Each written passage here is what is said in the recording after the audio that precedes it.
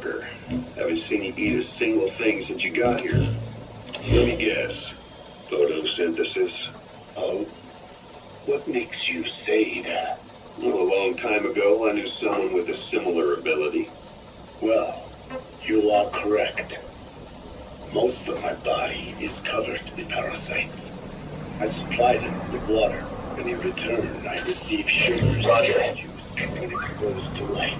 It isn't just my skin either. The parasites also act as my eyes. They have replaced many of my internal organs as well. It is thanks to them that I live on after over a century. How did you obtain them anyway? Through your research?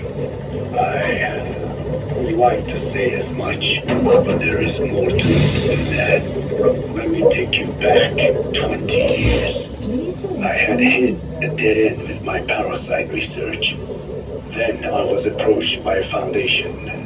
They said they had a sample of an unusual strain of parasite. Which foundation? Apparently, they had links to ARPA. But that is all I learned. I was somewhat ignorant of the ways of the world. Just being able to study it was enough for me. Yeah, I've heard that before. Go on. Half in doubt, I visited them to discover the body of an old man. Well, to be precise, his partial remains. A collection of parts, you could say. The man had died in an explosion. An old man, you say? His flesh had not decomposed. In fact, the tissue's cells were still metabolizing.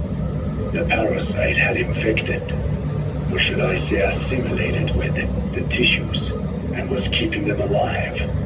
I became obsessed with studying the body parts, foregoing food and even sleep. Every day was filled with new discoveries. The parasite's biology, internal anatomy, life cycle. But there was only so much I could learn through observation. And so I made a decision to truly know the parasites. I had to live with them. So, you implanted them inside you from the dead man's flesh? Correct. It was quite a gamble, whether or not they would adapt to me. But fortunately, it appears I was compatible with them. Or perhaps, through my many years of research, my immune system learned to tolerate them. Were they that body's only parasite? Yes. However, there was a separate specimen that supplied its host with adrenaline in response to pain, and yet another that could control insects at will through secreting heterogeneous pheromones. I wanted exposure to them, to take them into me, but my wishes were denied.